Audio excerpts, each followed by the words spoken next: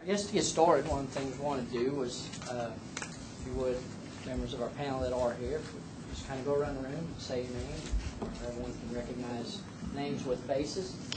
I'm Mary Jane Silseth. Jonathan Simeon. Frank Webb. Carolyn Langley. Terry Johnson. Grant Bush. Jack Bailey.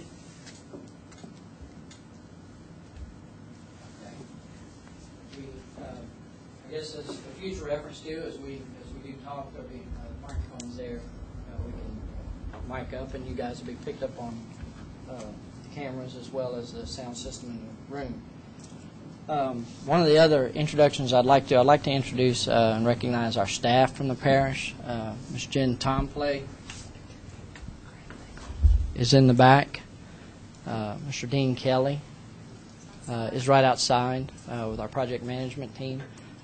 You guys have probably gotten emails and calls and coordinated a lot of things for them. They've been very busy, getting this thing going and keeping all the information flowing. I'd also like to introduce the ERM team, Mr. Patrick Moore, Mr. Jeff Bell, and with them, Mr. David Brosey, and Mr. Walt Jessen. Briefly, to get us started and to get right in, kind of go over what we're going to do tonight in our agenda. We're going to have a brief review of some of the accomplishments and things that have happened since we last met. There's been a lot of things going on behind the scenes, a lot of things being put together to get us to the point where we are tonight. And from there, our task force will break out and discuss with the ERM staff as well as our staff and facilitate the program elements and review and discuss the four rings, the four groups that we discussed in the first meeting and those elements in the park and concentrate on those in our individual groups. And with that, we'll come back together at the end of that portion, bring those groups together to discuss their ideas and the things that they discussed individually. And then we'll have a wrap-up session of those items. With that, I'm going to go ahead and turn the meeting over to Mr. Pat with ERM and kind of let him get going on some of the things that they've been working on and bring us up to speed of where we are from our last meeting. I'm sorry, Mr. Jeff Bell is going to take that. Thank you. Thank you, Kane. Good evening, everyone. Again, my name is Jeff Bell with ERM, and as a company, ERM is known for sustainability and safety. They're leaders in their field in environmental planning and as well as environmental remediation of sites. And before every meeting starts, whether it's an internal meeting, a client meeting, or a meeting such as this, we address two things. One is safety and the other is sustainability. I'm going to address the safety component of the evening tonight. I want to point out we are in a very excellent location in case there is an emergency. We have the main exit. We also have a fire exit right behind us, and the fire extinguisher, if anyone needs it, hopefully that's not the case. If you walk out this door right here, take the immediate left, you'll come across a fire extinguisher. Thank you. And Mr. Patrick Moore will address sustainability. You know, it sounds kind of goofy, but it's really a good thing. It took us a while. Every meeting, you have a safety moment. And you don't think about that a whole lot. I'm sure some of you probably saw when they talked about 9/11. A lot of people died in those towers because they just froze. They didn't know what to do, and they just physically, mentally froze. And there were some guys in there that were former Eagle Scouts, for instance, be prepared, and had to walk up to these folks and actually slap them and wake them up. And that's an animal instinct. They were so scared and they didn't know what to do. They had never practiced or talked about that. So it's just, this is a policy, a rule. If we didn't do this tonight, Jeff and I would get in a lot of trouble. So we just had our safety moment, right? Everybody knows where the fire extinguisher is? Good. Okay. And second, sustainability. That's a big deal. And that we are, according to the engineering news record, for several years we've been the top sustainability consultant in the world.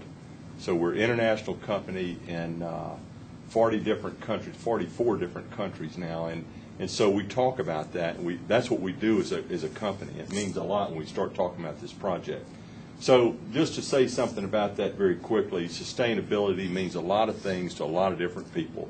You can come up with all kind of definitions about it, but at the end of the day, the Latin root of sustainability is sustenere, and we got a school teacher here, Miss Langley. She's been keeping me in order this afternoon, but and what that means is the to hold up, sustenere, and ability is so sustainability, your ability to hold up what you care about. Now, so think about that for a while. And think about that, we're going to talk about that some more in terms of this park. What can we hold up? What can that site really hold? And we've got a lot of ideas. We just got to make sure that we can hold it up and take care of it. The piece, though, that's really interesting, and we work with folks like ConocoPhillips, Exxon, Shell, a bunch of different folks like that. Right now, the buzzword that people are talking about, and we've all heard it, is resiliency. And that's kind of a principle of sustainability. Sustainability is that ability to hold up. Resiliency is the ability to bend and come back. So when we talk about hurricanes, floods, oil spills, all those kinds of things, that resiliency is that ability to bend and to come back. So again, as we go through tonight and talk about all the things that we're going to try and do with this park, I'm going to challenge the task force to be thinking about resiliency, about what it is that we can do that will make sure that what we do out at that park is not only safe and functional and beautiful, but it's resilient and sustainable. So there you have it. Jeff? Thank you, Patrick. I want to begin this evening just going over briefly some of the things that we have accomplished since our last meeting, and then we're going to take a look back, just real brief, on some of the work that we have done from our last community meeting, where hopefully all of y'all were in attendance, and as well as to set the precedent for where we are today. And then Patrick is going to lead the discussion when we get to the groups, the 4 groups, as well as the program elements. So to begin with, I just want to briefly touch on some of the graphics that you see around us. These were prepared for our last community meeting, which was held in February, and the process that we go through in order to understand what type of facility, what type of site, where we are working, we have to understand the basics, the natural environment, the man-made features that impact where we are working and what influences are not only on-site but also off-site. And being landscape architects and planners, we have our roots in the natural environment and in the soil. We've literally put our hands in the soil. We know what it is to garden. So that's where we start off for every site that we look at. We look at the soils and to find out which types of soils are currently on the site. That tells us a whole great range of information, up to looking at the types of vegetation. Yes, topography plays into that factor, as well as how wet the soil is determines the vegetation that you have on existing sites. And then you look at areas of annual flooding or repeated flooding. What areas on this particular site have repeated flooding or fluctuation due to the rivers, as well as looking at drainage patterns. You look at where the off-site water is coming on and through your site, where those major drainage ways are, where the minor ones are. That's very important to understand when we talk about potentially developing certain areas of the project, as well as incorporating our program elements and our ideas and wishes for the site. And then we looked at doing a preliminary analysis of what what do these things have in common? How do they relate to each other? How the areas and the vegetation and the soils, what can that tell us that will lead us up to how we can develop the site and design a park? Now, these are some of the photos that we took back during our site visit. Again, I'm not going to go through every one, but you have tremendous potential for developing a natural environment park that also has some man-made features such as buildable areas for a possible community center or the riverfront park expansion for your boat launch. You have to accommodate certain functional as well as aesthetics within the park development. We looked at safety. Safety, again, is very important, and within the site, what is visible from the roadway, what are your limitations when you're on the site, as well as what are your views off the site as well as onto the site from a distance. So that's very important. Another piece of information that came in after our community meeting, which leads us into what we have done since the last community meeting, is we actually got a preliminary jurisdictional wetland determination from the Corps of Engineers to identify exactly what areas on the property are considered wetlands, what areas and drainage ways are considered waters of the U.S., as well as what areas are outside the wetlands. Now, just because an area is designated as a wetland, that doesn't mean that you can't do anything in it. There are restrictions, and there are opportunities as well to capture the essence and the quality of the wetlands within your park setting.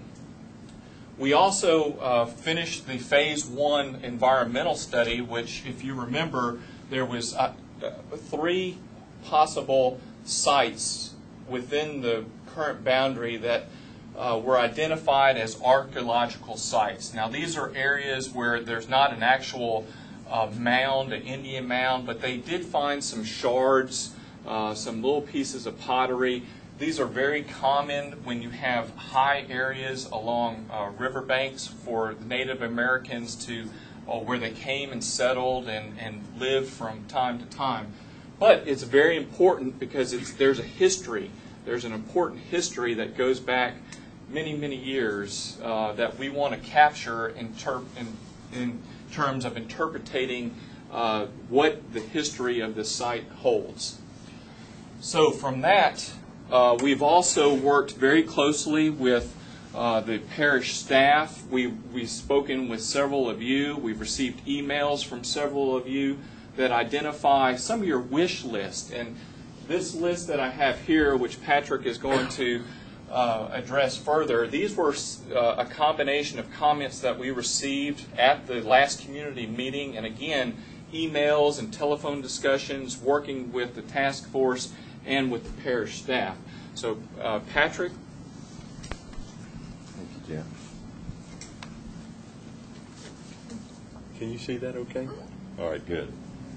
Just to reiterate something real quick so that we're real clear about this, the end goal tonight for us as a team here is to complete our listing of the type of elements that people that we would like to see at this park, but we're also going to challenge this task force, to work tonight, and let's get some priorities, set out there about what.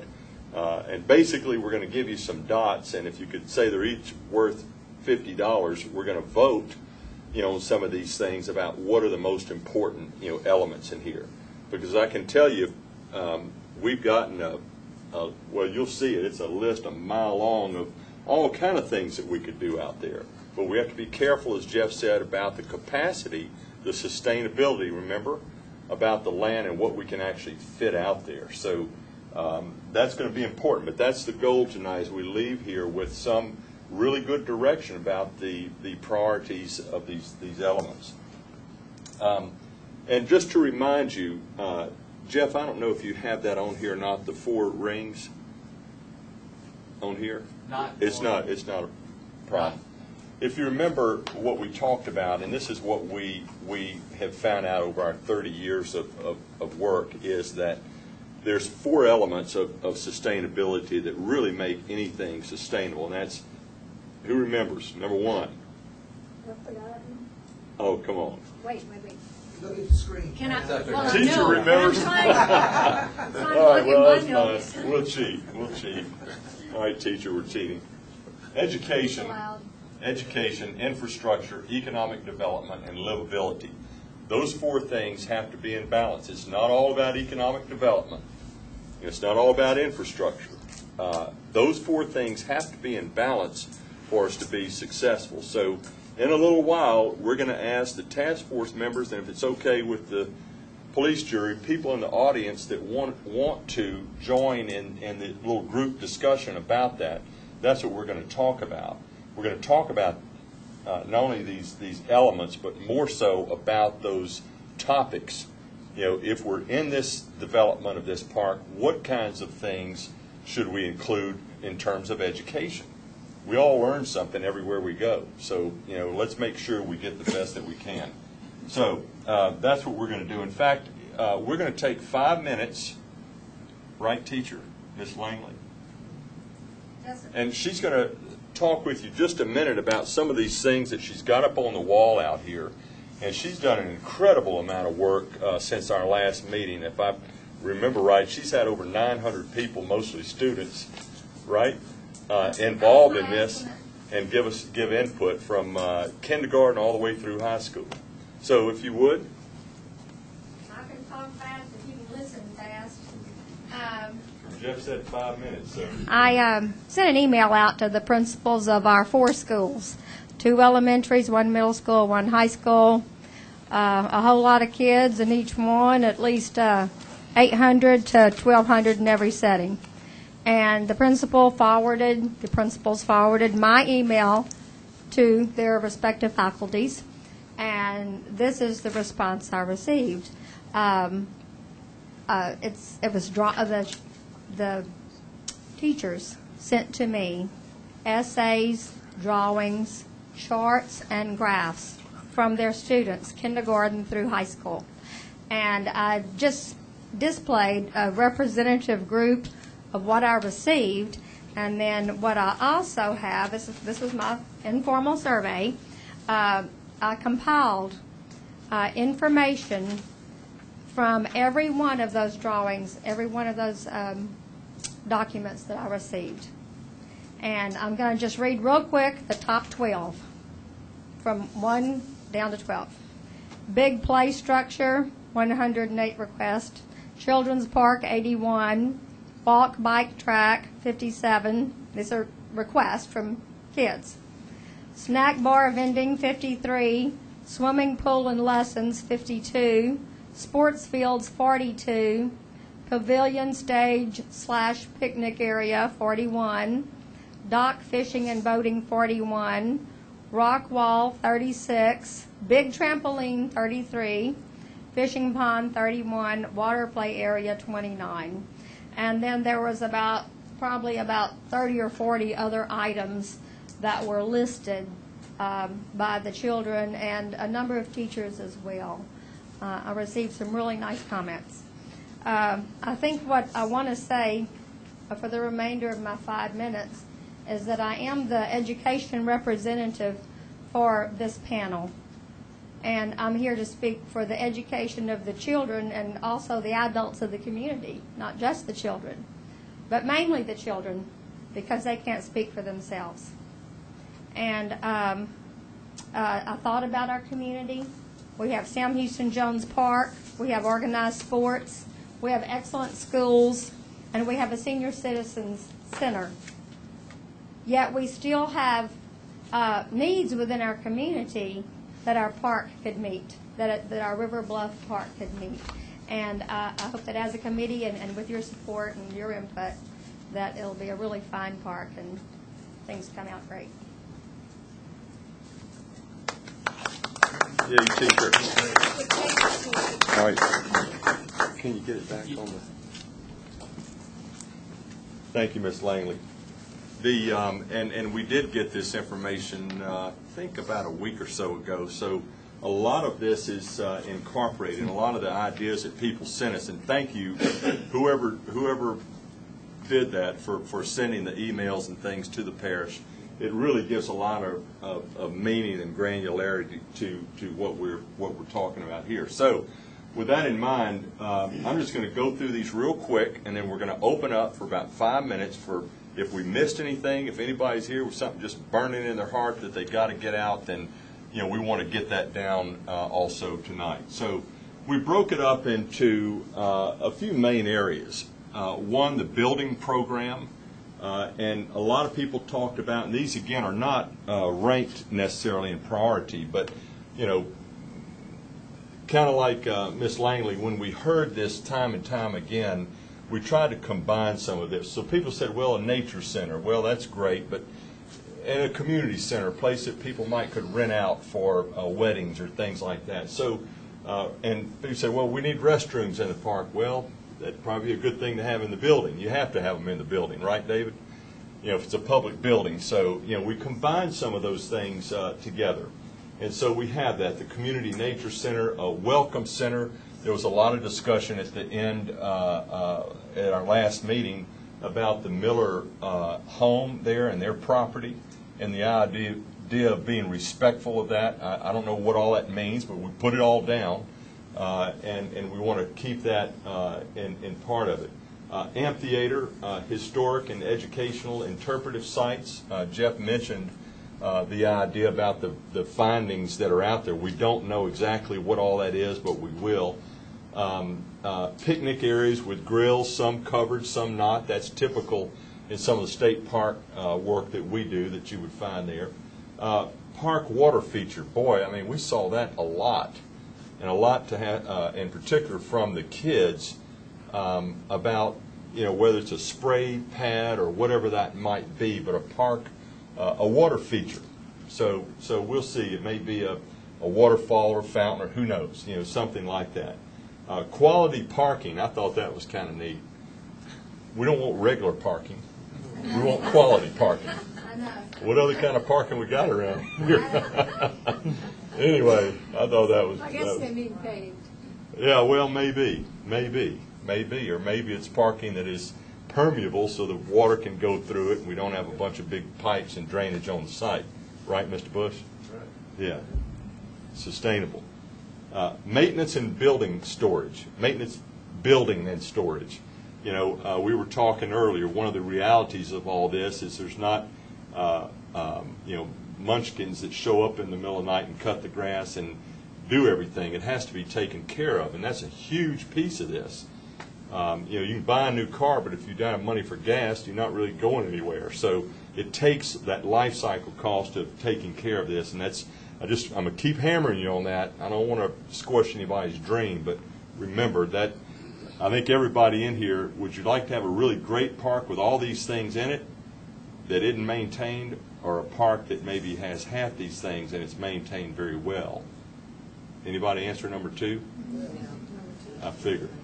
So, because if you don't, if it's not maintained, those guys in the back are going to be getting phone calls, right? So will we. Okay, we get it. Then marina program, the idea of having a wharf structure. People want to fish. Not everybody has a boat, a place where kids can go and bank fish. That's a huge deal. Boat launch improvements. I don't think anybody's really very interested in that, are they? Okay. I'm going to have to go out this door. I'm not going to say that's number one, but it's a big deal. And a lot of people use that area. A lot of people are very concerned about the safety of it, the security of it, their boats and their kids and everything else. So that's a big deal. And with that, fish cleaning station, pier structure, non-motorized boating accessibility, small and medium-sized fishing tournaments. I know there's more on this list than this, right? That's correct. Okay. It keeps going down. It's down there somewhere. And then as far as the park program, and this is easily number one that we've heard from everybody. In fact, I think if you look at those drawings up there, there might be one that doesn't have a trail on it. But every email we got had that on there, and it said nature trail, walking trail, bike trail, running, place where I can get exercise, but that was on everybody. So that's a big deal, and we know that exercise people even in the neighborhoods over there could walk to and use this on a daily basis. Shaded seating areas along the trail. There's a lot of trees out there, so I think unlike some other parks that are just wide open, we want to be very, very careful about the trees out there. That's going to be a big signature piece of this park.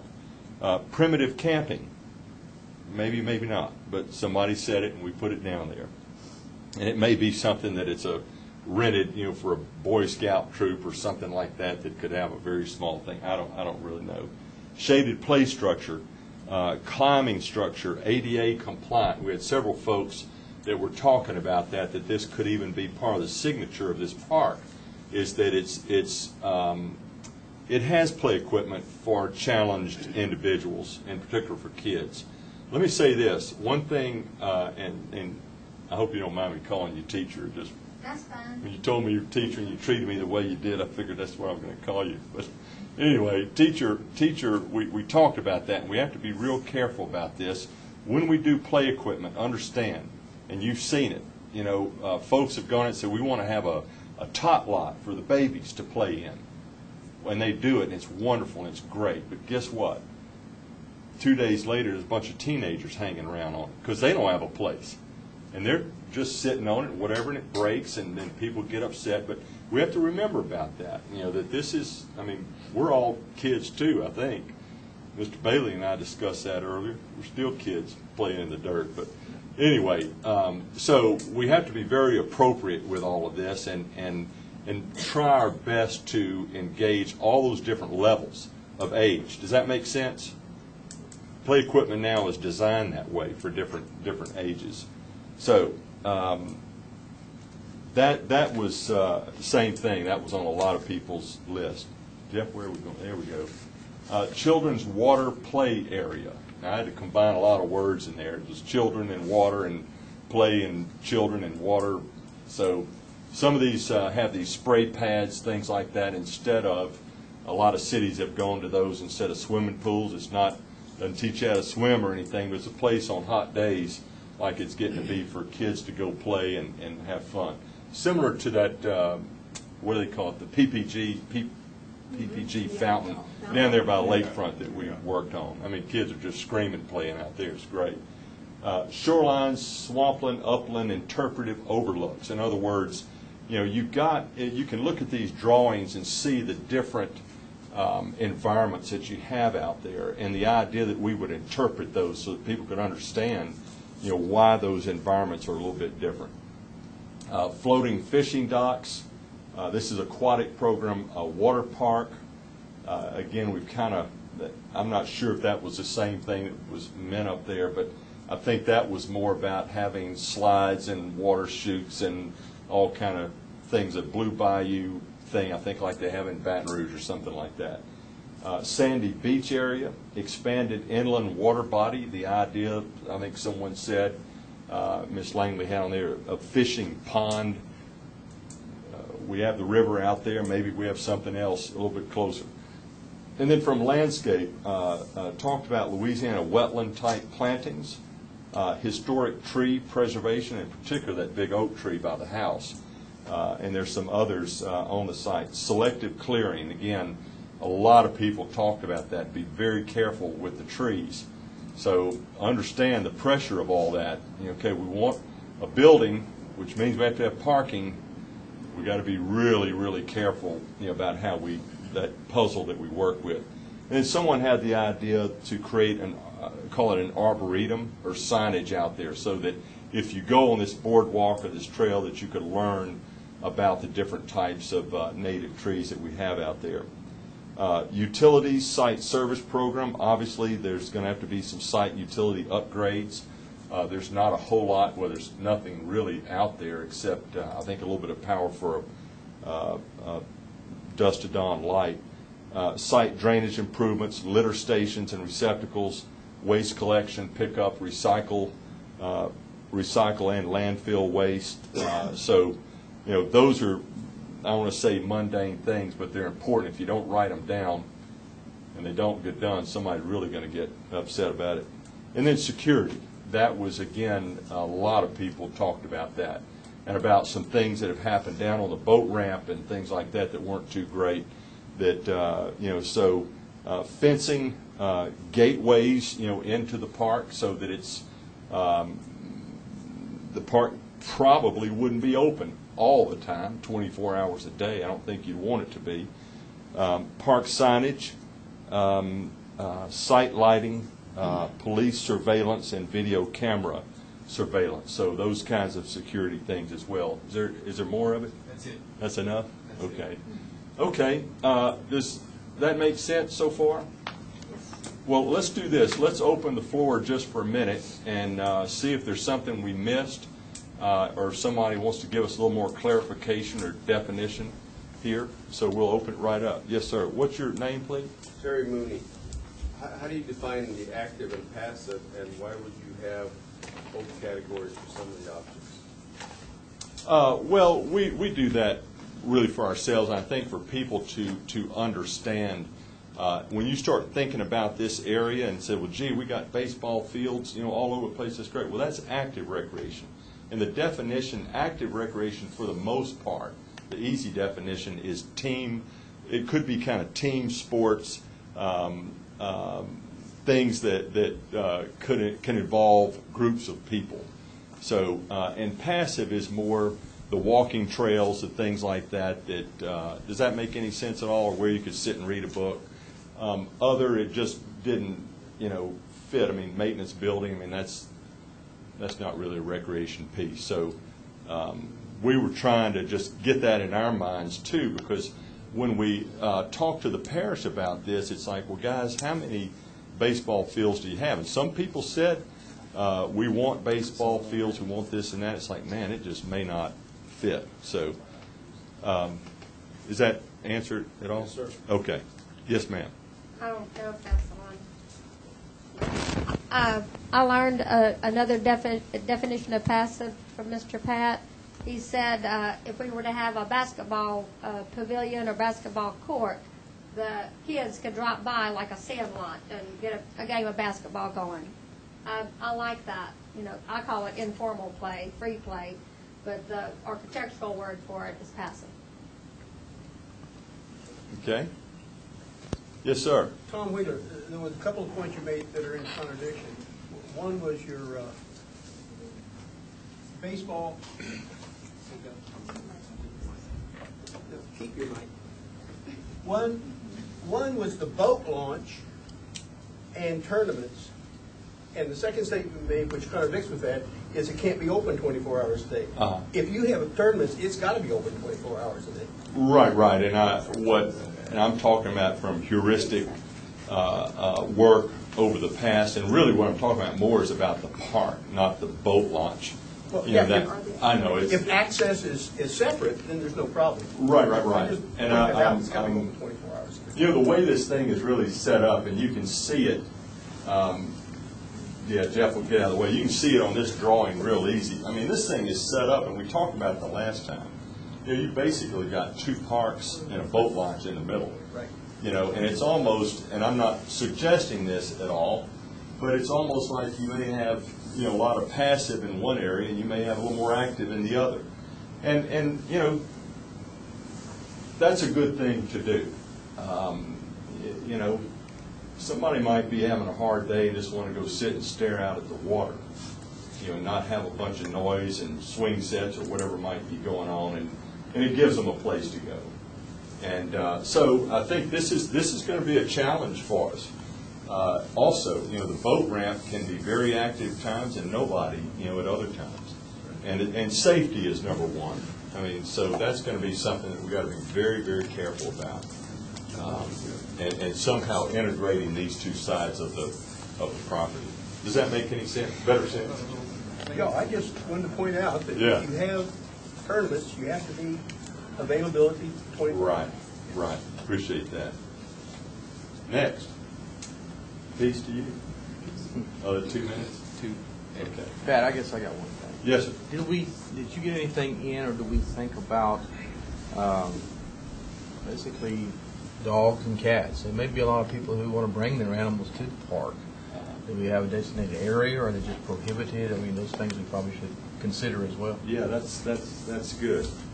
I think we might have seen one. I can't remember, but yeah, I would want to bring my dog. Sure. Go ahead. You know, everything that we think about here, including, we have to think about sustainability and liability. I mean, that's everything. So this is going to be a hard road to climb with so many suggestions. And those two things you just can't get around. Right. I think the magic, if you will, of this is going to be the ability for us to, and I'm glad you said that, because that really leads into the next piece of this about getting together and starting to think about priorities, you know, with this. But the magic is going to be, how can we weave as much of these things in this. You know, we're not going to make everybody happy, you know, all the way, but we're going to try and weave as much of the spirit of what we're talking about here into these functions. So that's just something we're going to have to be careful about. And again, you know, you've been to places. What is the definition? It said a great artist is the one that knows when to stop. You know, I never was good at art school because I kept wanting to add something else, and the whole thing was messed up, right? So, you know, as we get into this, it's going to be some of that, too. We're going to have to know when to pull back and simplify a little bit. Yes, sir. One of the things that I was supposed to email you on that I didn't.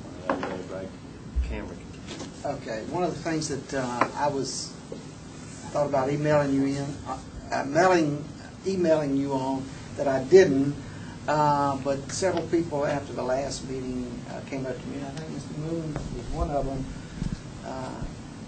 under your Welcome Center, the memorial to Ray Lewis and Ray and Lois Miller there, perhaps the landing there, the boat launch, be called Miller's Landing. I just thought that was a neat suggestion, so I can pass that along to you. Right, that's great. That's good.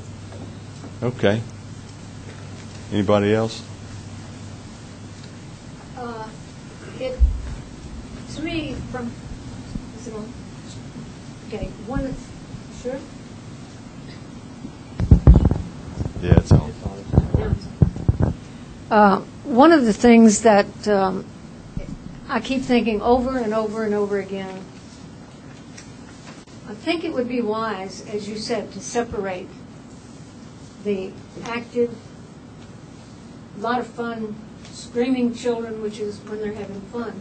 If you can separate that part from another part, because as an adult, to enjoy the park, it really is nice to be able to get to a quiet place on the water where you don't have to have 15 people next to you. There could be kind of individual spots where you could go and just kick back and think when you've had a bad day. Or Does that make any sense? Or a good day. Yeah, or a good day. Thinking is rare sometimes. Yes, sir. Question, how far does this park go into the river? Boy, that's a really good question. I'm going to call on our excellent engineer, Walt Jessen. Well, I think we're going to be limited to the navigational waterway there that's controlled by the Corps of Engineers, as far as how far we can make improvements into the river. And a lot of the features there would not lend themselves to structures. For example, if you go to the, what I'm going to call, if you go to the eastern portion of the property there, due to the bend in the river, you have a very significant drop-off there, and the water is quite deep on that portion. But as you move downstream or to the west, past the boat ramp, it's a lot flatter. So if you want to have structures, it'd be a lot easier to construct there where the depth of water is more suitable. Have you all looked at the expense of pulling the structure out that's already there? I mean, the old highway was there, and the pillars are still there, way out, that are a little underwater sometimes and not other times. We've understand that the structures that are there, but we have not looked at the expense of pulling them out, or if there's something other option that may be that we can shield them with a new structure to protect the boat traffic, or et cetera, because it is quite a challenge, and they are quite sturdy. Yes. And getting them out is a task in itself. That's why I pointed out it is a major expense if you plan on doing it. Well, as a matter of fact, I think we're very conservative, or careful, if you will. And after tonight, if it turns out that boat launch is more than likely going to be way up on a priority, then these guys, Walt's team, is going to begin the, what do we call it, hydrologic survey? Right. We're going to go out in the water and find out where all that stuff is, bangs up people's boats. And at that point, then we'll have a better idea, what it is what we're facing, out there. So, Thank you. okay. Okay. This guy in the hat's just dying to say something. I know he is. That's you. Either that is chewing gum. And since you called me out, I'll say a few things. All right, there you go. I knew you wanted to. Sustainability, I think, is an important thing that you brought up. I'm a golf pro. I've seen golf courses built very nice, and then over time, it's not economically sustainable. So I do appreciate that you brought that up. A couple of other things that came to mind was alcohol. Has that been talked about, being allowed on the park? The other thing was, would it be sold in the little snack area that was mentioned? What's your policy? Do you have one? Got a mic? Ryan? Yeah, right there. Yeah, there wouldn't be alcohol here. It depends on the outcome of whether there's a snack bar or so forth. But if there were, I don't know, I just don't envision it. If there could be an exception made if it were appropriate, but it'd have to be something that was done to allow it, so it wouldn't be a good thing. Usually on places like this, from what we've seen, it's a situation where if you want to rent that pavilion or that room for a wedding reception or something, then that's something that you do on your own. But in some cases, they make you pay even more, for that. So that's going to be, typically it starts off not, but if the pressure is, then people will talk to the parish and they'll come up with a policy for And that. let me clarify, I'm glad you said that, Pat. If it's a pavilion and rented and closed in, it's allowed. But I interpret the question to be more the open sale of it. Of course, that means we'll be inspecting every fisherman's ice chest. Parish will get their share. Yeah. Good, I appreciate that. I'd like to comment on that. I have a very strong feeling on it, having grown up next to a park as a kid. And I'll tell you, you do not want, not loud enough? You do not want the park in general to be an alcohol place. Now, I don't have a problem if there's a pavilion and people rent the pavilion for some type of a event they're going to have, and at that pavilion at that time they have some type of alcoholic beverages. But for a general purpose of having it in the park, you don't want to go there. It's just a bad thing. And I wouldn't even try to control people taking it on and off their boats and stuff. That's their business. But if they're sitting around the broke dock drinking, that would be another thing. So I hope, as a person that's going to be using that a lot, that we would make a very firm and fixed stand on that. I just don't think we need it for the community. Okay. So that's just my opinion, and we go from there. Well, let me say, you know what, you bring up a really good point, and part of some of that discussion is going to take place in a minute when we break up into these four groups, because what we're talking about here. Remember, these are projects, these are capital improvements, but there's also the programmatic part of it. When is the park open? Question: will we have alcohol? And then, of course, there's the policy part of it, as well. So, and believe me, program and policy has a lot of bearing on what we do from a design standpoint. So I'm not taking anything, assuming anything, but I know that the parish, and you're very blessed that you have a really nice park system in the parish. And so they're doing something right, and we're thinking, and we're going to get that input, from the parish too. But I'm glad you brought that up, and we'll close this out. But I mean, if there's any other issue like that somebody has on their mind, bring that up. That was a great, really, really good point. I knew that hat was on. It's a whole new little brand. Okay. Well, thank you. What we're going to do at this point, and you're just going to have to play with us for a minute, okay, is we are going to have two groups in the library since there's so many people in here. And again, if you want to participate in this, that's fine. You don't have to. But we're going to break up into these four areas. So Mr. Webb, for instance, I think is an expert at economic development. And, he may lead that group. Ms. Langley would probably take on education. We've got livability sitting right here at the front of the table. And infrastructure, that's probably Mr. Simeon. So I'm going to give you these sheets here in just a second. And I'm just going to very quickly, when we talk about these items, what we look at in that bigger context of economic development, how we kind of describe it, but it's not limited to this.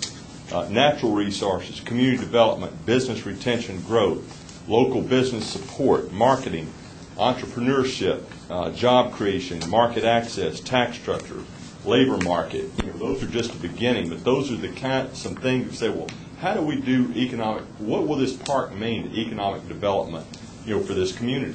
And what are some things? Like, for instance, I'll give you this is an easy one. Having a space to rent out for weddings. There you go. Well, we got a little income. Well, we're going to have a park manager. Well, there's a job. So that kind of thinking. Education, pre-K through 12 public-private schools, library programs, remote learning, community colleges, vocational trade school, university, advanced degrees, continuing education, workforce training, enrichment education. All those things we talked about interpretive stops, where people can learn about the trees or the kind of bugs they might see out there, whatever that might be. That's one, but I'm sure you'll come up with a whole lot more. Infrastructure, transportation, housing, stormwater, drainage, sewer, water, energy, utilities, communications. Hey, I just thought of something. Maybe, we have a wind turbine, out there, something on the building, or if we have an open up space, solar. I mean, just something, again, so that, that we can be sustainable. So it's just a thought. And then livability, again, this one catches a lot of things, but it's quality of life, it's environment, recycling, garbage, solid waste, public safety, health care, open space, parks, recreation, land use, historical, cultural amenities, community character, convenience, access, cost of living. There's a million more that could go into that. So, are you not passing them out? Not at the moment. I would like for you to explain not only the purpose of the four groups, Okay. but what we are trying to accomplish in the four groups. Right. Thank you, Jeff. Oh. He's my branch manager. I'm not even the boss anymore. I love it. Okay, so what we're trying to accomplish is to, again, those things that we looked at, is to just talk about that in general, is in terms of what this park could hold, what it could be, what we don't want to miss from the standpoint of education opportunities, things like that. But also, in terms of the program elements, that we've seen. For instance, you may say, well, gee, in that community center, man, we want to have a, what do they call these touch trays with furs and rocks and stuff in it where kids can feel these things and understand, what they are. I mean, that's an education thing. You know what I mean? So we get a little bit more granular in what some of those things are. And so when you're doing that, I want you to start thinking right now, because when we come back, we're going to ask the task force here to take your stamps, and we're going to stamp some of these priorities, and so we can talk about that too. So be thinking about this list of items in terms of that group, and say, hey, this is going to be something really important. We're going to ask the 4 people I just chose to talk a little bit about what you went through in that group and what you talked about. So how much time do we have for this? 20 minutes in each group, so that we have time to, at the end, to get back together, and we have to have availability to rank in priority. We're going to allow time for everybody to report, but then the last piece is we're going to rank the priorities. And each of them has a listing that we just saw? I'm going to hand it all out, yes. Boy, you and the teacher ought to get together. Okay, so livability is going to be on this side of the table. And Jonathan, your group on infrastructure, right? We're going to go in the other room. Your group on economic development, we'll go in the other room. Education will stay here, and we're good with that? That's correct. Okay? Okay. We're now it's report card time. And Ms. Louvier, we're going to call on you first, and here's what we want to know. You know, what are the innovative things that you talked about that we hadn't gone over yet? What did your group come up with? And just in general, you know, what are the things that you think are that your group thought were the most important to be out on this site? Those 2 things, okay? Okay. So you're first. Do I need a mic? Yes, you. What's the name of your group? All right. It's on. Is it on? I can't hear it. Our group is the Livability. livability. It's the livability part of it. I'm sorry. To give you a rundown on what we talked about, we tried to cover as much of this as possible. And the strongest thing that we came up with as a group, and some of these people live and have lived for years, and their ancestors have lived in this area. We're fairly new to Moss Bluff, but we love this place. And we feel like the river should dictate the ambiance, if you will, of nature. This is a natural park. If you start getting concrete and too much concrete, I know you'll have some. I'm sorry, but this is. I've been smelling.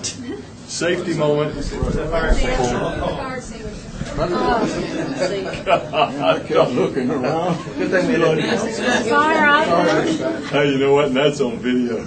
I take full responsibility. You should. Safety moment. Shall I go on? All right.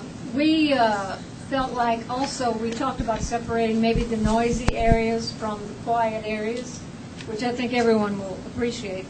And the east side is the busy area. Am I right? No, the west side. The west side. I'm sorry. The west side should be the area, in our opinion, because the other part is long and narrow. The west side could be where you have the most active part of the park. That's just a suggestion on our part. The boat. The boat part is noisy, naturally, and so from there on to the west could be the area where it's most active. Now, other people may disagree, but that's an idea. On the east side, keep it the quiet area. None of us like the idea of a snack bar there because you're going to have wrappers, you're going to have litter, and there's been all manner of things on the news about eating snack foods all the time. So why do we need that? We don't feel like it's an important part. We feel like there ought to be a soft landing for places like canoes, and I think you touched on that also, like canoes and kayaks. And that might be combined also with a small swimming area that kids can swim in. You can't swim at Sam Houston anymore. They've closed the swimming pool. There is no place for kids to go swimming. If it could safely be done near that soft area where you could launch a canoe off of, and maybe combine that with a screened, roped-in, safe swimming area for kids to swim somewhere on that quiet side. I mean, on the west side. That would be good. The retreat building would feel, the public building, I mean, could be built like a retreat, like nature built it, with trees and real, not say crude, but natural looking, instead of a concrete building that would be too, it would take away from the ambiance, I guess you'd say, because this is such a natural spot. The public buildings, of course, you talked about weddings, perhaps Boy Scouts, Boy Scout groups and whatnot. And I think we lean toward the no alcohol thing, but that can be managed, I'm sure, by the parish.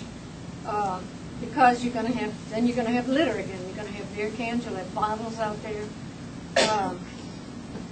The fish cleaning, our group said they don't like the idea of doing that because not everybody's going to be responsible. They are going to leave fish parts there. It's going to stink. It's going to be full of flies. So take your fish home and clean them. I hope I'm not insulting anyone. So that's just this committee here. And on the swimming part, we thought also there's that little inlet that comes into the river, from the river. It comes onto the land. That could possibly be developed, we thought, as a place. How did we describe that? I'm trying to remember. What did we call it? Like another water feature. You could have a waterfall or something there and develop that. Just a simple thing, but the waterfall could be there where everybody could see it, and maybe be an area where the kids could play in that area. You know, sort of like a rock stream or something, and it would be natural. Okay. Did I leave out anything that was very important to this? You're it. Okay. Then we had talked about the Bluff, because that's right. Why don't you stand up and explain that? Well, no, it's just, I mean, the people that were here before us, our ancestors, that was their play area, the Bluff. I mean, that's how Moss Bluff got its name. So to not use that as a bluff would almost be doing an injustice. This is the east end of it. You know, that could be the lookout over the river or the walk paths or wherever, but, you know, have it stay the Bluff It would be area. called the original Bluff. Okay. Very good. Round of applause. Well done. Jonathan? Infrastructure. I don't know if I have that much information, but I guess one of the things we talked about was the sanitary sewer disposal. That was one of the major ones for us, because where do you place this system? I mean, is it up high? Is it on the active side, or is it on the quiet side? The humming of the system. Do you build some kind of barricade around it to make sure it doesn't disturb a lot of people?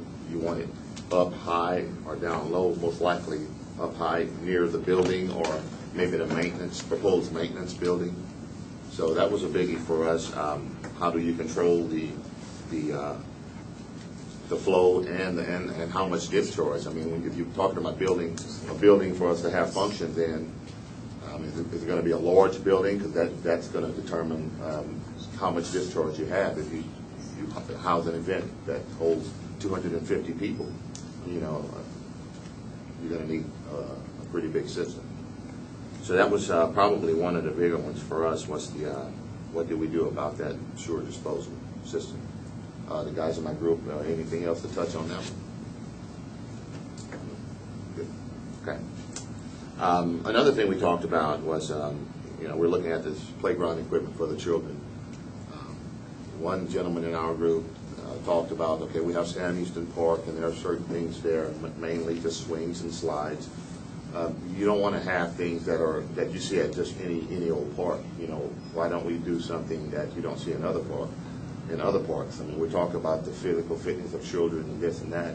Why not do challenging activities, rope climbing and the rock wall and things of that nature? Something big, something that the kids would really get some kind of physical fitness out of. So that was another big one for us. We talked about the boat launch and the drainage and the overall drainage on the property. But the boat improvements to the boat launch is important for pretty much everyone I've talked to. That's the biggie. Boat launch and a place to fish off the pier. Parking. What type of parking do we use? Concrete or some type of rock or what have you? And then if you use rock, you got to think about, okay, do we do that on the maybe two different types of overlay? If you use rock on the active side, kids will be getting out of cars. My concern is kids first thing that they do when they see rocks, pick them up and throw them. So you have to be careful about that. Let's see, what else did we touch on? Utilities. We're talking about a 24-hour park or closing it at 8 o'clock.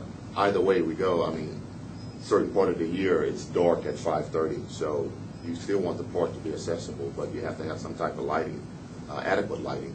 And we talked about solar panels and solar lighting, so that's an option. Some people were split on whether or not keep the park 24 hours or no one. I don't think anyone wants to see a gate to stop access to the park. But yet maybe the simple solution is just we post a sign. We post it. Park closes at a certain time, and there's some type of surveillance out there. People know that there's surveillance. Maybe they won't come to the park at that time. So I don't think that's. I pretty much think that's everything we touched on. Anything else? One more, John. There was one more. It's high on the children's priority, number 3, and I can't remember where it fell into our other one, but the bike and the walking paths. Wherever that's going to be, we found that it may be controversial for walking and biking together. Sometimes they pit against each other some, so we might want to consider that a little bit closer and how we set that up. Yep. Okay. One thing we reiterated in that group too is, again, as this goes forward in the programming and whether it's the architect, the engineer, however this moves forward with those final designs and construction drawings and all that it's going to be, number 1, safe first, and number 2, that it functions. And that means that it's, I think, so far both groups have touched on that idea of it being, sustainable with solar and all those kinds of things, if that can work. But the idea that it's self-sufficient. And so what we want to be really careful is do things, like you said, the architectural vernacular of what the buildings are, their wood or their material that's easily maintained, but they reflect the design of nature and those things that are out there. And so if what I'm hearing right from both so far is that we want to really be careful about that so that this thing is not a real high maintenance item for the parish, but at the same time is attractive. Is that getting that right? Yeah. I love the idea of the solar or some other system of maintaining itself to an extent. Right. That would be the first park in this area that has anything like that. Am I correct? Is there any other park that uses any kind of self-sustaining power? It may not take care of all of it, but maybe there would be Even if it's just a portion of the park. Right. Yeah, right. just You're just putting a start, something back. and design it somehow where it fits into Right. the natural roof. Yeah, they make film now that you put Yeah. on metal roofs that Yeah. you really can't even tell that's what it is. That's And it's solar actually now. collecting. Yeah, there's a lot of new things out there, and we talked about rainwater harvesting. Oh, I love that You get any idea. rain over here? Or used to. Not recently. Right. Okay. Education. I'm ready. You Bad have, manners to talk with your back to people. I just can't do it. there you go. I have to see my crowd. I want the crowd to see me. On the paper that the guys gave us, it identified education, and it names the groups of people that could benefit from the park according to what we choose to incorporate.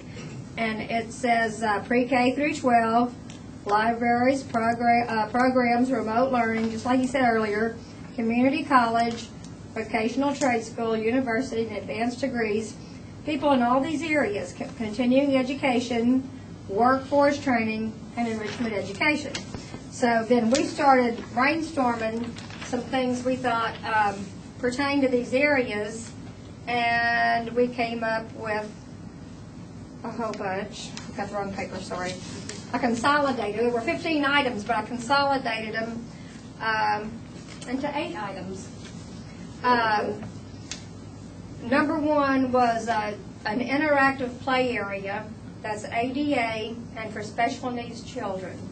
At which point somebody might say that's not educational. I beg your pardon. Children learn through play. They learn their social skills. They develop their large and their fine motor skills. And I could go on, but that's enough of that one. And then in the name of field trips, learning stations, outdoor classroom, remote learning, libraries, community college, workforce training, continuing ed, and I added team building. These groups of people can learn through visiting these stations. Recycling center, the wetland nature trails, which also incorporates bridges, obstacle courses that promote physical activity, something you mentioned, the historic areas that were mentioned, a maze. Oh, a maze, that's play. No, it's not. A maze is problem solving, among other things, team building. And then Miss Pam, God bless her soul, said something that's been in my heart for generations and for decades. She said intergenerational learning, at which point some people are really, it's very close to my heart, and it kind of went dormant there for a while till I heard her say it again. One of the gentlemen asked, what is that? It's children, teens, and grandparents learning and playing together. And it's really fantastic. I know a lot about it. I've attended a lot of international conferences and been in sessions.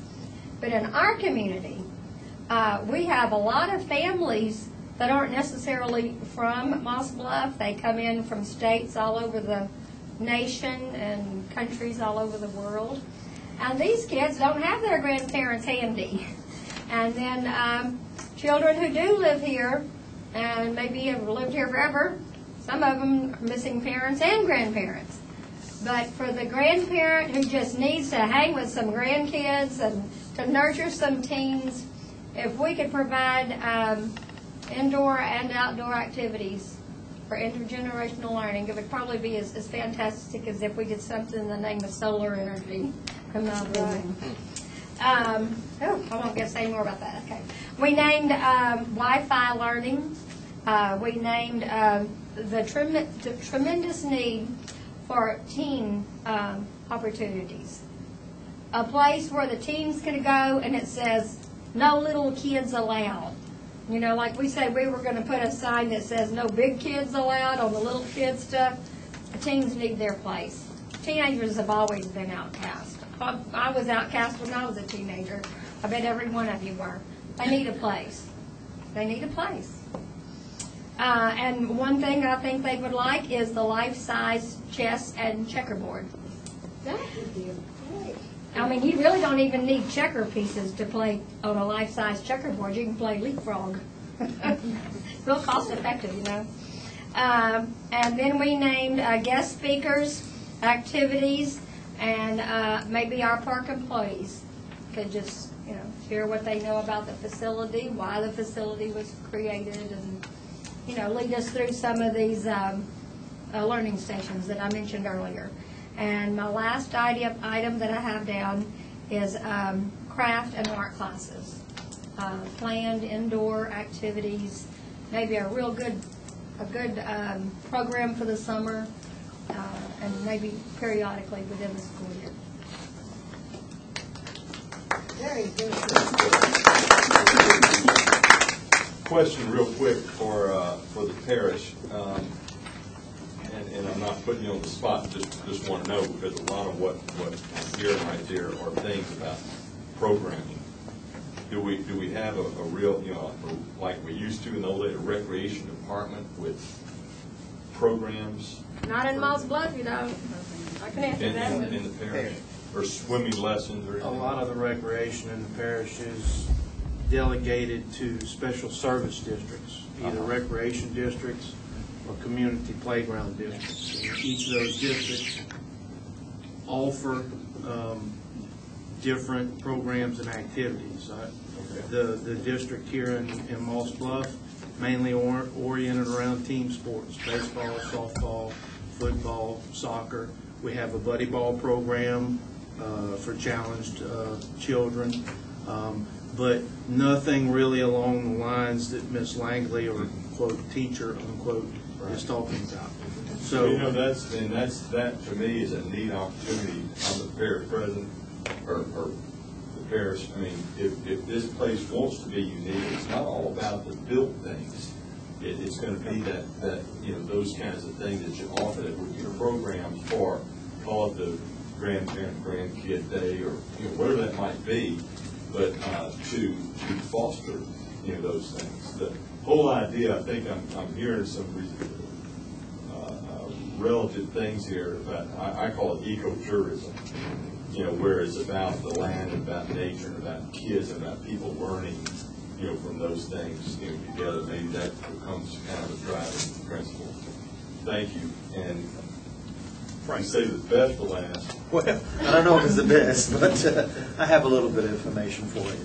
First of all, we're talking about economic development in our group, and how can the area raise money? Some of the things we listed was naturally the boat launch, having fishing tournaments during the season. I know the little boat ramp not far from my house, Parkside, has fishing tournament once every week, maybe on Tuesday nights. I know it brings in a lot of fishermen. We could raise money by hosting fishing tournaments at the park, rent the pavilion. Hopefully we could build a pavilion close to where the launch is, where these fellas could just walk there and have their programs. We desperately need a closed-in pavilion, one that would we could have wedding receptions, parties, reunions, maybe one large enough to handle a community center. We really don't have any real nice areas, nice centers that we can rent in the Moss Bluff area. Open pavilions, we need that to be able to rent for barbecues, crawfish boils, or just simple birthday parties.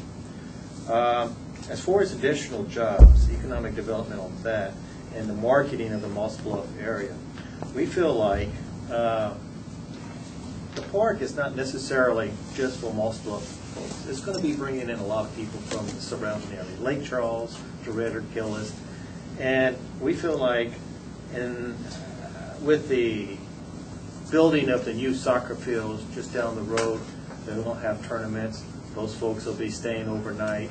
There's a possibility that we could land a small hotel, and during the slack times, during the sports tournaments, those kids need to find somewhere to go. Instead of the shopping mall, maybe they won't go to the park. Additional restaurants, people coming in from out of town, they bring the kids to the park, maybe they fish at the park. I like the idea of the soft landing. not a lot of, I don't see a lot of canoes, but I see a lot of kayaks, especially off Right, the well, 210 whichever. bridge. But they don't work well unless you have a spot for them, is that correct? Exactly. So I think that would be a emerging market, bringing those type folks into the area. And let's face it, you know, I'd rather kayak on the river than I would right there at 210 Park. Yeah.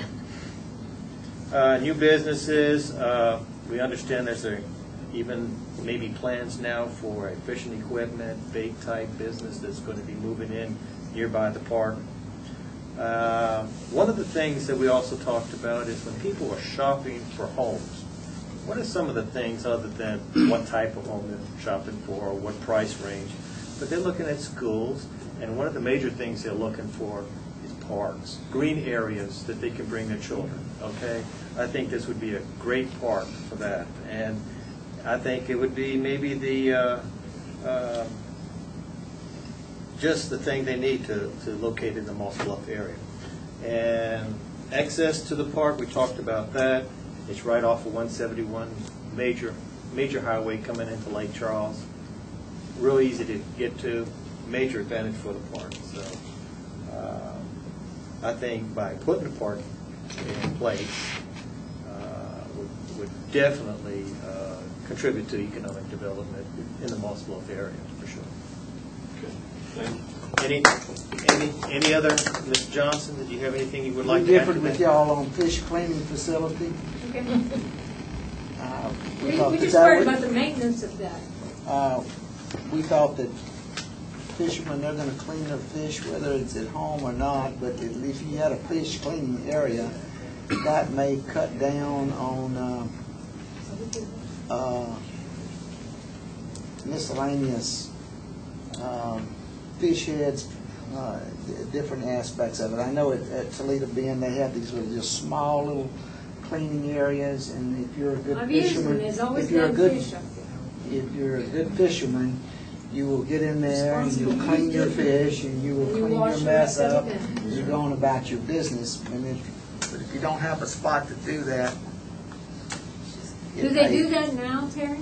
Huh? Do they do that after boat launch now? They clean them and leave them there? Yes, yes. Do they? Oh, yes. Yes, and they leave everything else, crawfish, they just dump whatever there now. It's just a mechanism to at least confine it to an area, and with proper use of it, it may enhance the area and cut down on the extra stuff that you see out there. And that was brought up at our first public meeting. There was some strong sentiment expressed by some fishermen there that. And Terry, we by no means were trying to. No, I'm not either. I'm just saying there's different viewpoints on that, and ultimately somebody's going to have to call it. And if it's a matter of it's not being sustainable, that may eliminate it or whatever. But at least it'd be cheap enough to set up maybe, and then if it doesn't work, it could be eliminated. Well, I tell you what. Here's how we're going to handle this one.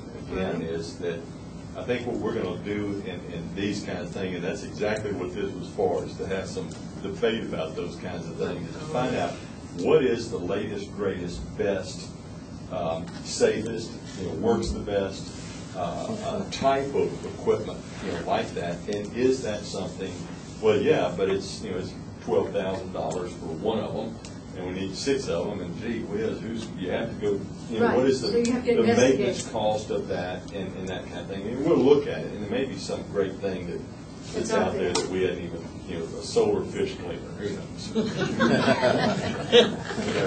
Yes, sir. I just want to say, if the guts are the problem areas, that's assuming that the fish cleaning station is over land all the time. If you put it on the end of a dock, it's just going into the water. They're supposed to just kind of wash it. Isn't there usually a hose connected somewhere? Yes. Oh, yeah. And they're supposed to wash it into the water, right? Right. And that's what but even on sloppy cleaners that wouldn't technically wash off their area, the next person that comes up, you can't clean on a dirty table. It just don't work. So you generally have someone constantly washing it off. Yeah. And if you eliminated the overland usage, then you would never have the smell or I think that's the idea. the rotting corpses and Let's I have go an with idea. that. I have a grand idea. All right, hold on, grand idea. I'm just being foolish. Now, is this mic on? Yes. I'm just being foolish, but they make a toilet now that when you get off the seat, it flushes automatically. They have one that's an incinerator. You don't even need to pipe anything. It just incinerates it right then and there. That's great.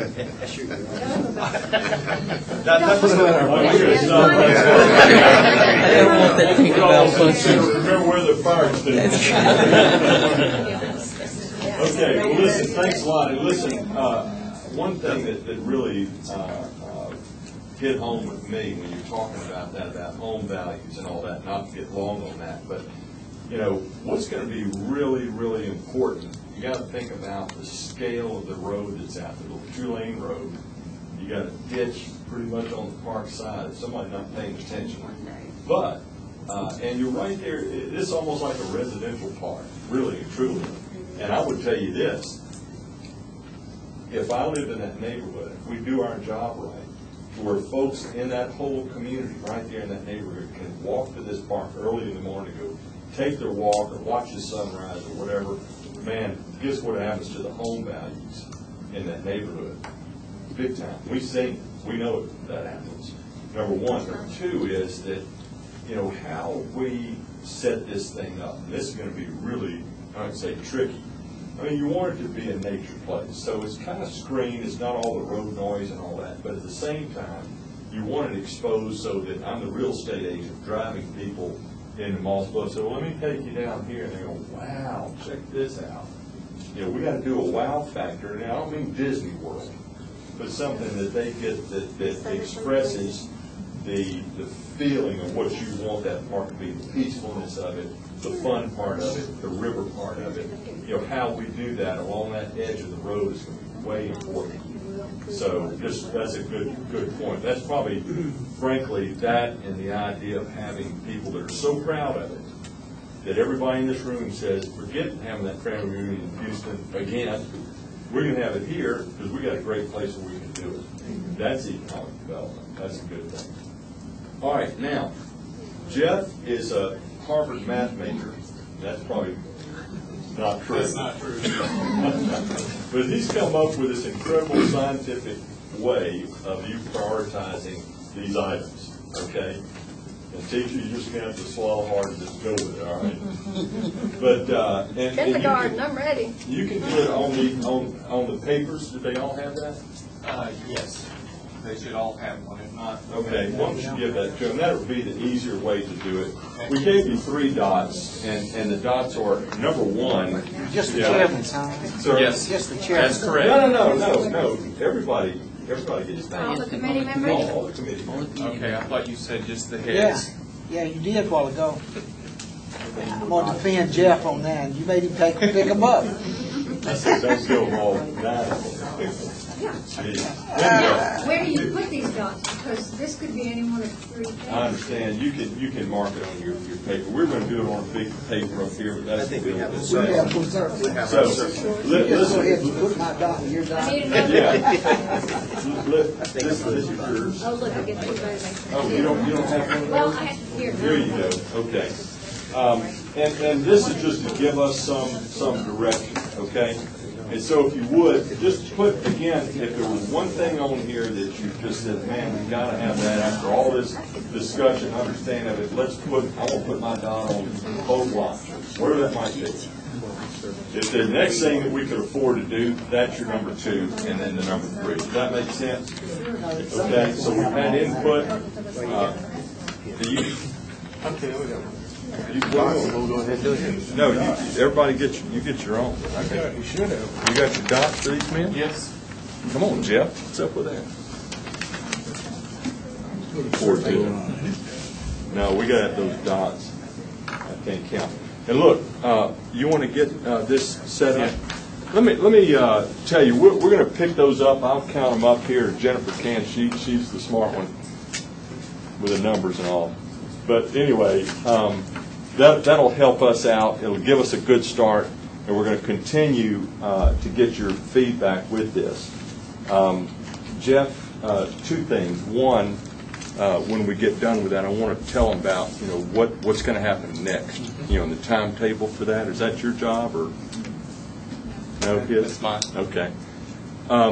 And just so that you know, in order for us to progress some of this, Jeff and his guys have been working on this plan, looking at these major items. And again, we're not making any kind of decision, but just to show you the kind of thinking that we've been doing, and because you're going to see all the thinking you've been talking about. We did a couple of diagrammatic plans, kind of like options that would say, well, this area, is most well suited for parking. This area might be a place, well, maybe the boat launch is over here or this. So it's just, we start to play with it, just to see what it feels like on the land. And a lot of things that you've said tonight are really, really going to help us drive that thinking even further. So tell us what's going to happen after this meeting. Well, after this meeting, we are going to digest and take your responses and comments that we have received today. We are going to further look at that and add those elements that are program elements in terms of whether it's a park policy or a park program that fits in within one of these elements on the park site. We're going to start to strategically align that. Then we are going to further refine the in a diagrammatic form, and I'm going to show you just a precursor in just a few seconds of how we start to take some of these program elements and your priorities and actually locate them on the park site.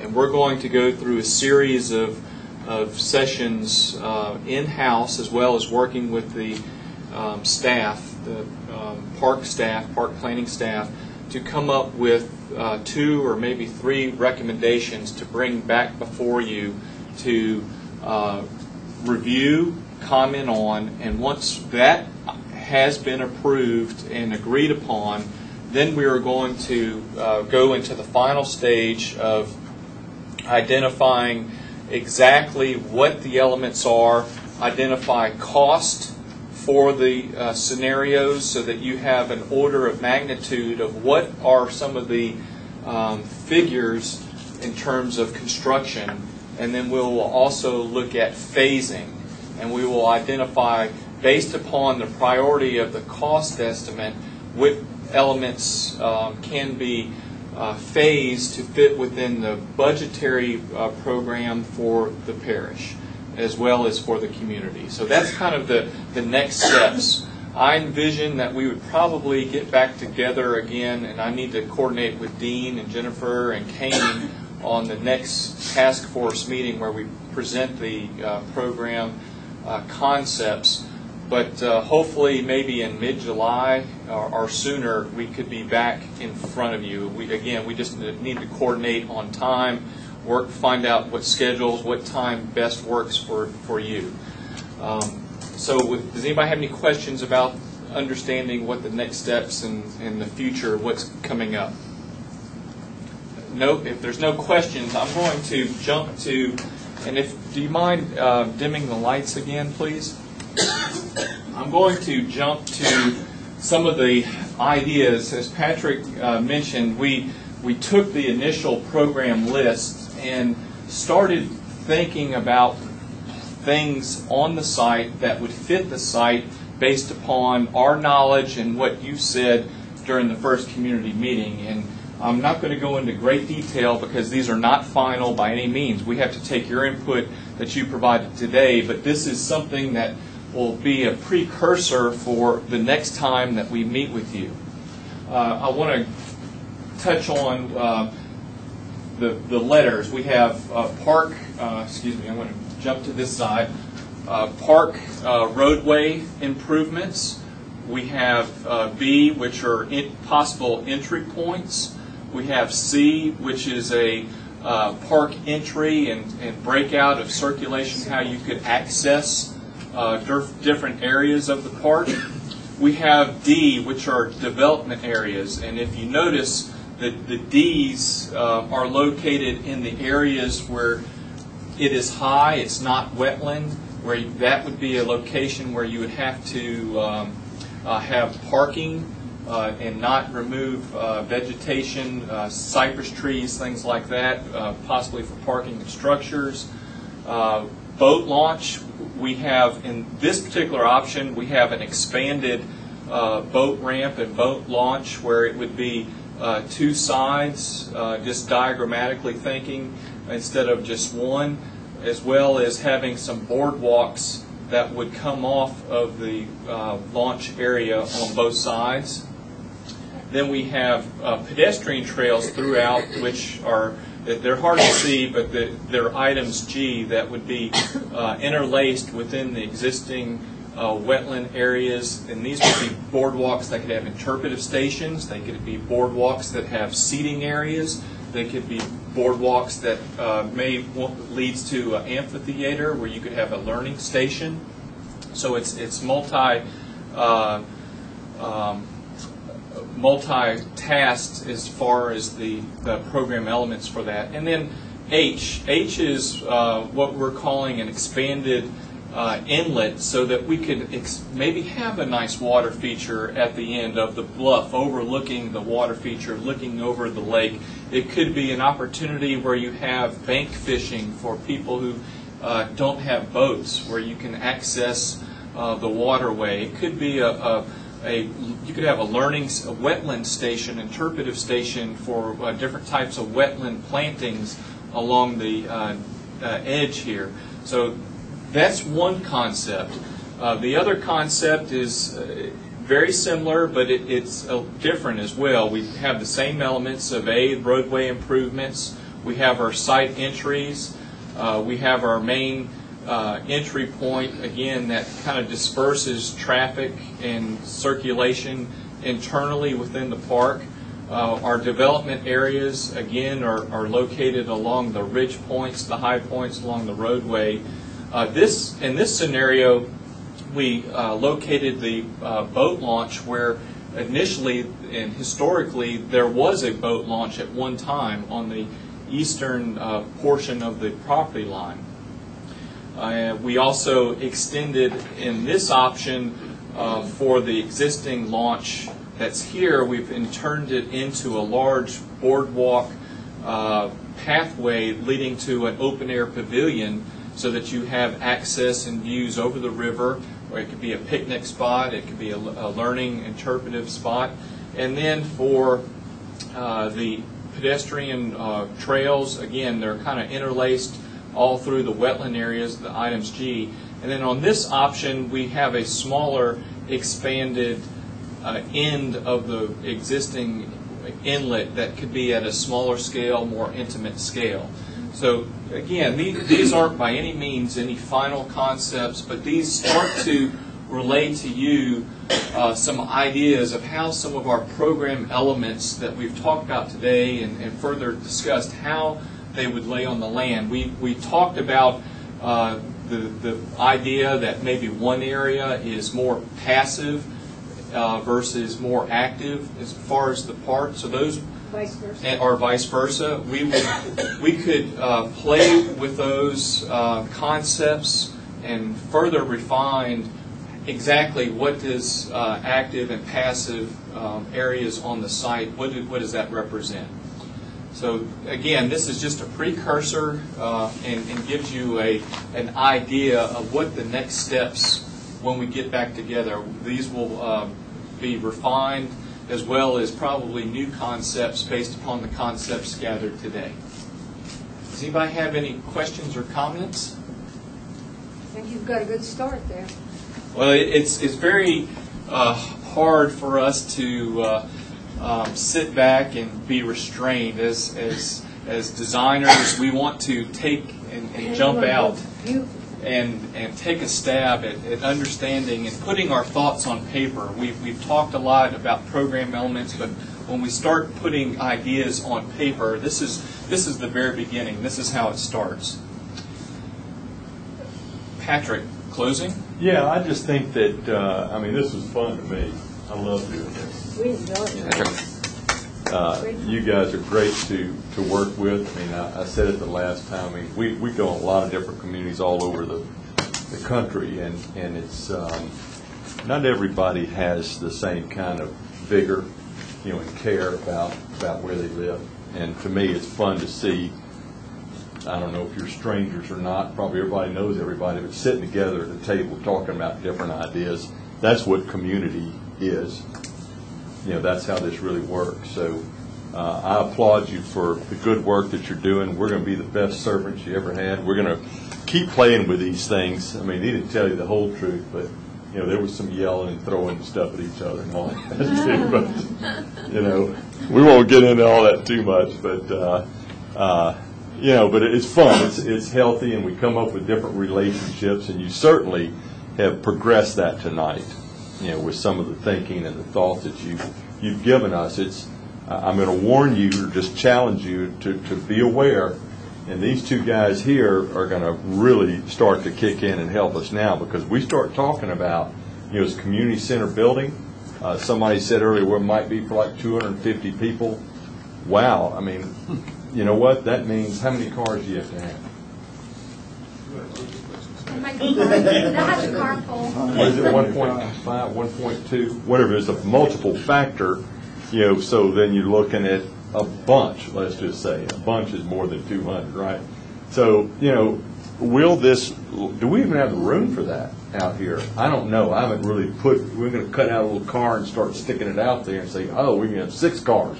I don't know what it's going to be, but anyway, you understand what we're starting to get into now. So that'll have something to do with it. Yes, ma'am. She's just done. Well, just ballpark figures. I know we have about 26 acres, and of that 26 acres, what portion of it is wetlands where we can't really work with it? The split of the acreage, if you go back to this graphic, I'll jump to it. We may not be able to have a building that would house 250. Yeah, over more than 50% of the site is designated as right. Well, yeah. I'm sorry. Go ahead. Over 50% of the site is wetland area. About 60% of the site is wetland area. And let me say this: you can have parking in there. Depends on what kind, because it can flood. But what it means, though, is you're going to be disturbing the wetlands, and then we got to mitigate that. Well, the parish will have to go buy wetlands somewhere else. Is that sustainable, or mitigate it in some other way? Not only that, but remember, if you start looking at the topography of this, okay, well, we're going to come. I'm just being facetious here, right? We're going to come mow down a bunch of these cypress trees down here for the parking lot. And so you're going to take your food and your stuff, go into the little reception, and you're going to go uphill. You're going to walk uphill here to get, probably not. So, we have to be careful about that. And there's a thing called shuttling, depending on what this is. So we're going to have to be real creative. And I think you really amplified that tonight to us, is to say that we want to do something really great, but we're going to have to be creative, because there are going to be a lot of people that want to use a little area, and then how do we do that? So any other thoughts tonight that you need to help us with or tell us? Are we doing okay? Teacher? Yes, sir. B minus? An A for now. An A for now. Not an A plus. Good. I've never been an A plus. I don't want to be an A student. Yes, sir. If 60% of the site is wetlands, mitigation is definitely needed to be avoided. Is there a way to incorporate everything into that last 40%? I mean, there's only a few items that could actually be in the wetland area without having to do anything. But is there any option, like say a raised structure? Right. Not a parking garage. if you have the little building right there, the pavilion or whatever, right. If it's not a slab on grade and it's raised, does that mean you don't have to mitigate the land underneath it? You can do a lot more things when you're delicate with that. I think on that first one we showed you all some examples. I mean, you're talking about a lot of boardwalks. You're not talking about any kind of paved asphalt trail out here.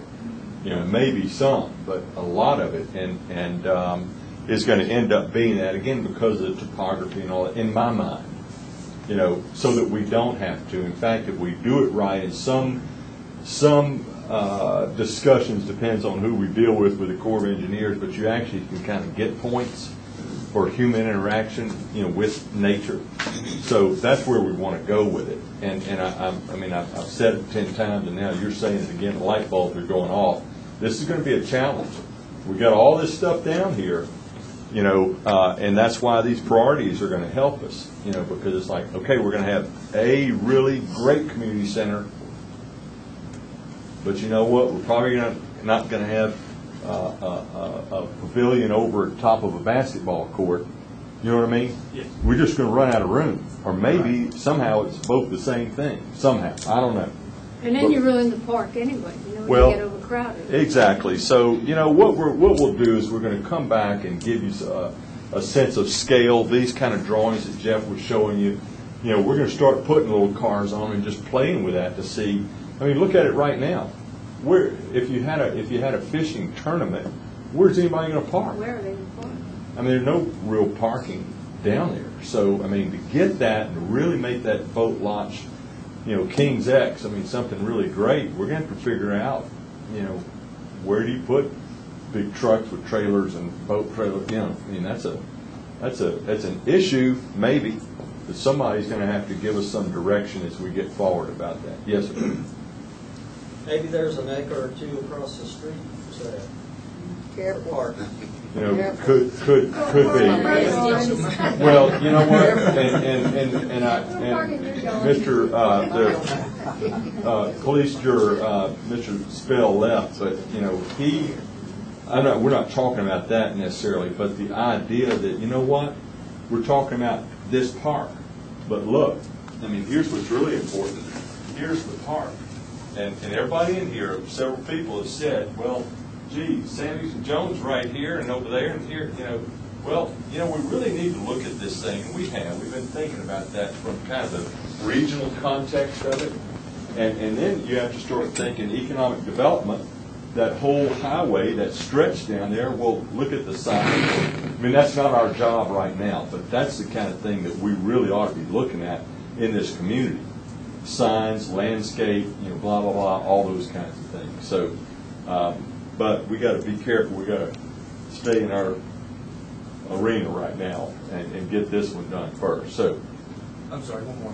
Is this going to be a phased project? You know, I bet you $1 it is. We don't have any clue about, you know, budget. I do know that the parish they're wanting to see what we come up with. Start saying we're going to start budgeting. You know, ing is the key there. Yes. So, you know, over time, and there's some, you know, ConocoPhillips that are going to step up and just make a great there's a bunch of folks around. When we get a dynamic plan, and when people see the video tonight and the things that have been doing, the number of people involved in this, you're going to, whoever wants to, when we get it done, we do pretty nice graphics. You know, you're going to be everybody in here is going to be the real estate agent. We're going to start selling this thing.